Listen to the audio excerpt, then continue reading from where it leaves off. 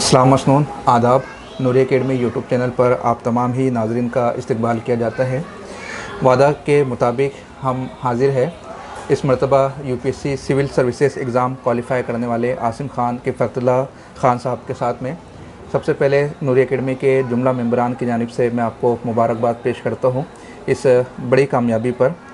Sir के लिए वाज़े कर दो कि सर ने सिविल सर्विसेज का एग्ज़ाम एक ख़ास इनफरादियत के साथ क्वालिफ़ाई किया है। सर का जो मीडियम ऑफ आंसर था वो उर्दू ज़ुबान था।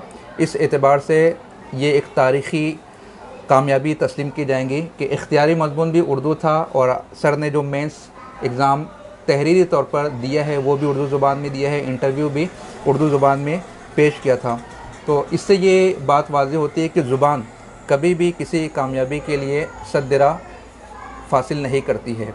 तो ये एक बड़ी अपॉर्चुनिटी है। तो सर, ये जो आपकी जर्नी थी इसके हवाले से हमारे नाज़रीन को बताने की कोशिश करें कि इसका आगाज़ कब से हुआ था और किस तरह आपने इस मंजिल को हासिल किया है। मैं पहले बताना चाहता हूँ कि मेरा इब्तिदाई तालीम जो है पहली से 12वीं तक वो उर्दू मीडियम से ही मैंने धुलिया शहर के एलएम सरदार उर्दू हाई स्कूल से तालीम हासिल की है। जी जी। उसके बाद मैंने एक इंजीनियरिंग की है नॉर्थ महाराष्ट्र यूनिवर्सिटी से बायोटेक्नोलॉजी में जी। और उसी के बाद से मैंने सिविल सर्विसेज के लिए प्रिपेयर करना शुरू कर दिया था। उसके लिए पहली मरतबा मैं जहाँ पर गया था हज हाउस मुंबई में 2015-16 में मैं हज हाउस का एंट्रेंस क्लियर करके वहाँ पर गया। वहाँ पर मेरी यूपीएससी का प्रिपरेशन शुरू हुआ। अनफॉर्चुनेटली 2016 में मेरे वालिद साहब को पैरालिसिस आ गया था।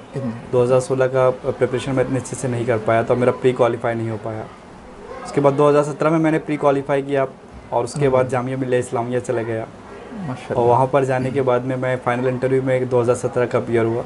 लेकिन उसके बाद मेरा फाइनल सिलेक्शन नहीं हो पाया तो एक बड़ा सेटबैक था। उसके बाद से मैं कंटिन्यू लगा हुआ हूँ लेकिन फाइनली इस बार 2020 में जाकर मुझे कामयाबी मिल गई अल्हम्दुलिल्लाह। सर की इस मुसलसल जर्नी से ये बात हमारे सामने निकल कर आती है कि सख्त मेहनत तो इस एग्ज़ाम के लिए ज़रूरी है ही, लेकिन दूसरा अहम पहलू मुस्तकिल मिजाजी। सर ने 2015-16 के बाद कुछ फैमिली हर्डल्स भी आए और सिलेक्शन भी नहीं हो पाया। उसके बावजूद भी इस राह में तसलसल को जारी रखा जिसका समरा आज आपको कामयाबी की सूरत में देखने को मिल रहा है। सर, जैसा कि हमने इब्तिदा में ज़िक्र किया कि आपने उर्दू मीडियम से इस एग्ज़ाम को क्वालिफ़ाई किया है। देखने में ये आता है कि जितनी भी किताबें हैं वो या तो इंग्लिश में होती है या तो हिंदी में होती है। तो फिर इस बड़ी मुसीबत को आपने किस तरह से टैकल किया?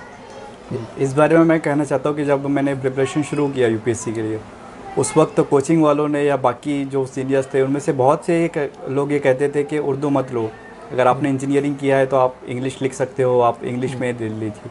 लेकिन मुझे कहीं ना कहीं यकीन था कि कुछ पेपर्स होते हैं जैसे एसे का पेपर होता है, एथिक्स होता है, वहाँ पर हमारी मादरी ज़बान बहुत अहम होती है अपने जज्बात को बयान करने के लिए। तो इस वजह से मैंने इसे उर्दू मीडियम को चुना।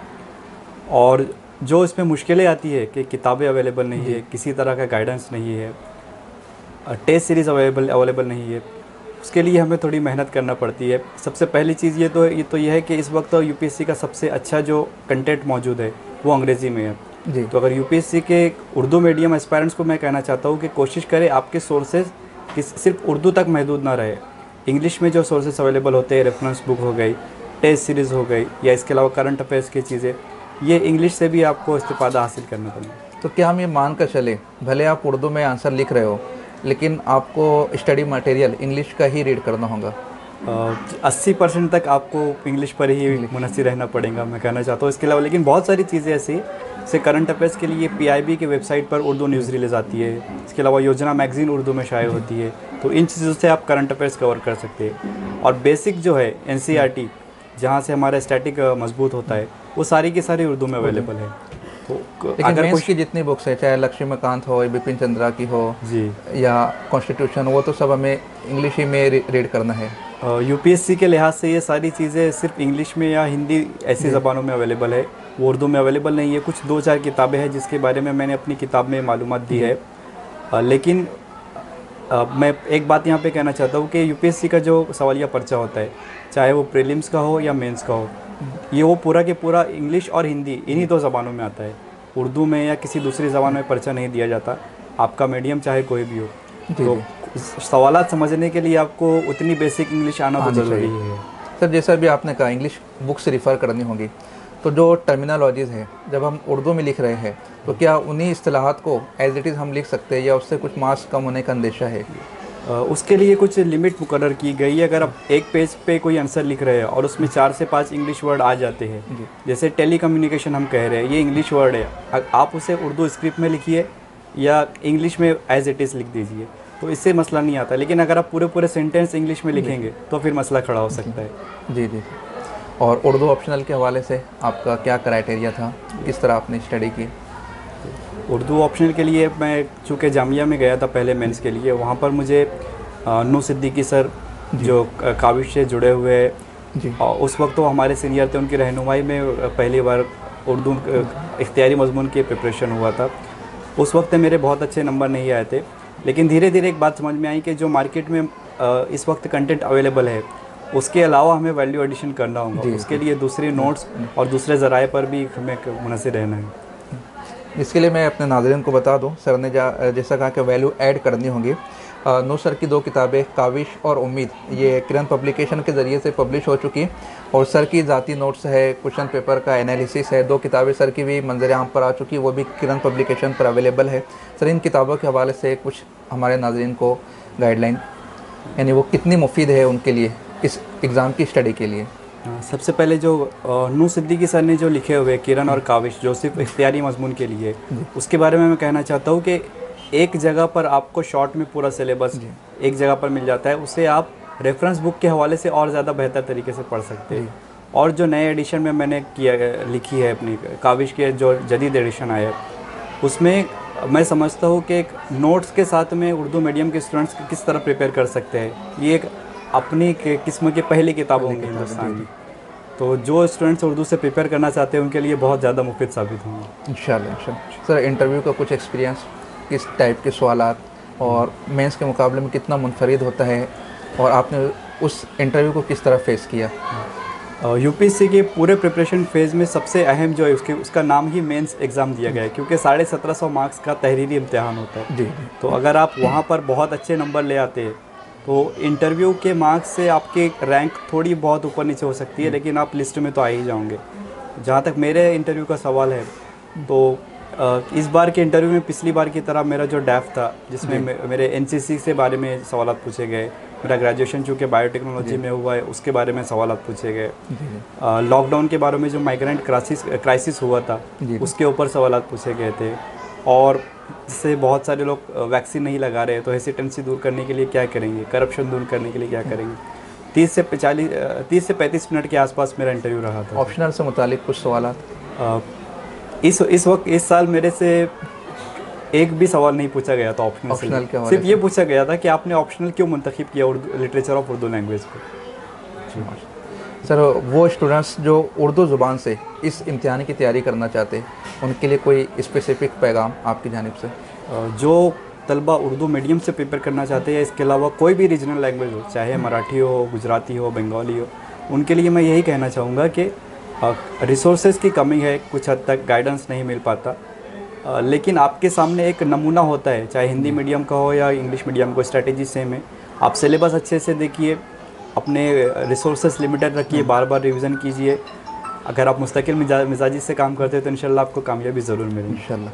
सर हिंदुस्तान में ऐसी कितनी कोचिंग एकेडमीज़ है जो उर्दू से इस एग्ज़ाम की तैयारी करवाती है या उर्दू ऑप्शनल की तैयारी करवाती है?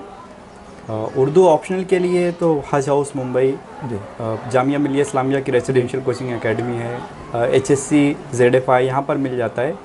लेकिन उर्दू मीडियम के लिए प्रॉपर कहीं पर कोचिंग अवेलेबल नहीं है। आपको रहनुमाई मिल जाएंगी, कुछ सीनियर्स होंगे जो प्रिपेयर कर रहे होंगे, वहाँ से मिल जाएंगी, लेकिन पूरी तरह से कोचिंग अवेलेबल नहीं है। सर इस सफ़र में आपने 2 जगह का तज़किरा किया, एक हज कमेटी मुंबई, दूसरा जामिया मिलिया इस्लामिया, तो इसका एंट्रेंस का क्या तरीक़ेकार था और स्टूडेंट्स किस तरह वहाँ एडमिशन हासिल कर सकते हैं? इन दोनों जगह या इनके अलावा भी जितने भी रेसिडेंशियल कोचिंग एकेडमी है, वहाँ पर एडमिशन के लिए ऑनलाइन उनकी वेबसाइट पर फॉर्म आता है। अभी जामिया मिलिया इस्लामिया का फॉर्म आया है, अगर नाज़रीन चाहते हैं तो वो अप्लाई कर सकते हैं। अप्लाई करने के बाद आपको एंट्रेंस में अपीयर होना होता है, उसके एंट्रेंस में दोनों तरह के क्वेश्चन होते हैं, ऑब्जेक्टिव भी होते हैं और इसके अलावा ऐसे भी लिखना होता है जी। अगर आप एंट्रेंस क्लियर करते हैं उसके बाद आपको इंटरव्यू के लिए बुलाया जाता है और इंटरव्यू में सिलेक्शन होने के बाद आपको वहाँ पे एडमिशन मिलता है। अच्छा, ये तमाम तरह प्रोटोकॉल सैयद सर ने बताया है जिसे नूरी एकेडमी पर अपलोड किया गया है, आप उन वीडियो से भी इस्तेफादा कर सकते हैं। सर एक लास्ट क्वेश्चन, नूरी एकेडमी के व्यूवर्स के लिए नहीं बल्कि नूरी एकेडमी के स्टूडेंट्स के लिए आपकी जानिब से कोई ख़ास पैगाम, क्योंकि हमारे यहाँ जितने भी सब्सक्राइबर वो नॉर्मल नहीं है, या तो नेट सेट की तैयारी कर रहे हैं या सिविल सर्विसेज या स्टेट सर्विसेज की तैयारी कर रहे हैं, तो उनके लिए आपकी जानिब से कोई ख़ास पैगाम? सबसे पहले तो मैं यही कहना चाहता हूँ कि अताउर रहमान नूरी साहब कई वक्त से मुझसे मुलाकात करने के लिए कह रहे थे इंटरव्यू के लिए, लेकिन मेरे प्रिपरेशन की वजह से मैं वक्त नहीं दे पा रहा था। स्ट्रेटेजी मैंने शेयर कर दी थी। सर का एक ख़ास जुमला था, सर ने जब भी यानी मोहब्बत में माजरत तलब की, सर ने ये कहा कि दुनिया आज क्वारंटाइन से वाकिफ़ हो रही है, हम लोग स्टडी के दौरान से क्वारंटाइन है, तो मुझे 1 साल के लिए आप अंडरग्राउंड हो जाने दीजिए, मैं पहला इंटरव्यू आप ही को दूंगा। तो वो जो सर अंडरग्राउंड हुए थे उसका रिज़ल्ट आज आप देख रहे हैं। Sir please continue. तो नाजरीन के लिए मैं यही कहना चाहता हूँ, जो उर्दू के लिए रहनुमाई की कमी है, लेकिन जैसे नूरी एकेडमी है, इसके अलावा बहुत सारे पब्लिकेशंस भी है और चैनल्स भी है जो आपकी मदद कर रहे हैं। तो ज़िद से लगे रहिए, एग्ज़ाम का पैटर्न, सिलेबस, पिछले साल के सवालात, इन सारी चीज़ों पर मेहनत करिए, इंशाल्लाह आपको कामयाबी ज़रूर मिलेंगी इंशाल्लाह। और मैं एक वादा भी करता हूँ कि सर जब भी मुकम्मल तौर पर सेहतियाब होंगे, सर एक तफसीली इंटरव्यू आपके सामने देंगे और वो लाइव इंटरेक्टिव सेशन होंगे जिसमें आप सर से बराह रास्त वीडियो या टेक्स्ट के ज़रिए से सवालात पूछ सकते हैं। और सर की नोट्स के हवाले से मैं अपडेट ले लेता हूँ, बहुत हुआ तो सर की वेबसाइट पर, ब्लॉग पर हम सर की नोट्स को शेयर करने की कोशिश करेंगे। वैसे सर की बुक्स ऑलरेडी पब्लिश हो चुकी है, आप उस बुक से इस्तेफादा कर सकते हैं। और नूरी एकेडमी वेबसाइट पर सर की जो स्ट्रैटेजी और सर ने जिस डैफ का तस्करा किया है उस पर एक मुकम्मल एक मज़मून भी आने वाला है, आप लोग उससे भी इस्तेफादा करें।